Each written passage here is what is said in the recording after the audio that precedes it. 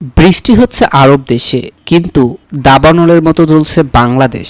৭৫ বছরেও এমন বৃষ্টি আরব আমিরাতের মানুষগুলো কিন্তু দেখেনি। নজিরবিহীন বৃষ্টিতে তলিয়ে গেছে মরুভূমির দেশ আরব আমিরাতের বিভিন্ন এলাকা। আবাসিক ভবন ছাড়াও শপিং মল, মেট্রো স্টেশন এবং বিমানবন্দরে উঠেছে বৃষ্টির পানি। পথ ঘাট তলিয়ে বন্যা সৃষ্টি হয়েছে। অথচ বৈশাখে বৃষ্টিপ্রধান এই বাংলাদেশে কোনো ঝড় অথবা বৃষ্টির কোনো লক্ষণই দেখা যাচ্ছে না। আল্লাহ তাআলা ভালো জানেন এর পেছনে কি কারণ রয়েছে। পক্ষান্তরে মধ্যপ্রাচ্যে বৃষ্টিপাত এত বেশি হয়েছে যে পথঘাট ডুবে গাড়ি ভেসে যাওয়ার পাশাপাশি শপিং মল তলিয়ে গেছে। কোথাও মহাসড়ক ভেঙে বিশাল গর্ত পর্যন্ত তৈরি হয়েছে।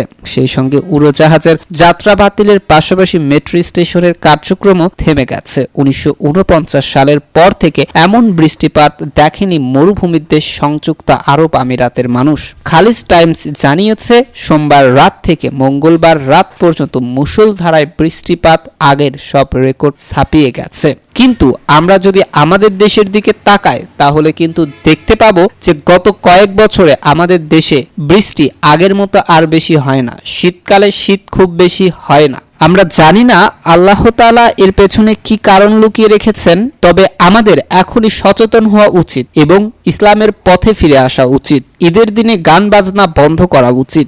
বিশ্বব্যাংকের ক্লাইমেট চেঞ্জ নলেজ পোর্টালের তথ্য বলছে, আরব আমিরাতে বছরে গড়ে ১৪০ থেকে ২০০ মিলিমিটার বৃষ্টিপাত হয়। সেখানে মধ্যপ্রাচ্যের এই দেশটির আল আইন শহরের খাতমাল শাকলা এলাকায় ২৪ ঘন্টার কম সময়ে ২৫৪ মিলিমিটার বৃষ্টিপাতের রেকর্ড করা হয়েছে। দুবাই আন্তর্জাতিক বিমানবন্দরে বছরে ৯৪.৭ মিলিমিটার বৃষ্টিপাত হয়, কিন্তু ২৪ ঘন্টাতেই দুবাইয়ে ১৪২ মিলিমিটার বৃষ্টিপাত হয়েছে।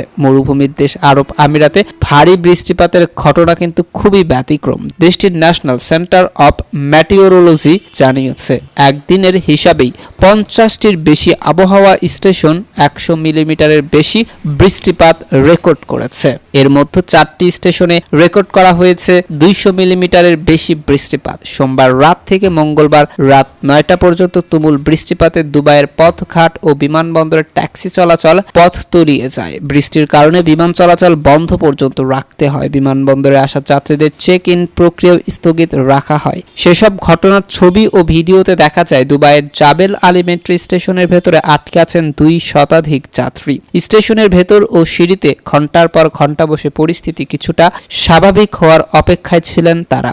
যাত্রীদের মধ্যে মোহাম্মদ কাসান নামে এক ব্যক্তি বৃষ্টিপাতের কারণে ৮ ঘন্টা ধরে ওই স্টেশনে আটকে ছিলেন। তাহলে একবার পরিস্থিতি বুঝতে পেরেছেন কি পরিমাণে বৃষ্টি হচ্ছে মধ্যপ্রাচ্যে। খালিজ টাইমসকে তিনি বলেন, মেট্রো সার্ভিস কখন পুনরায় শুরু হবে সেটি এখনো স্পষ্ট নয়।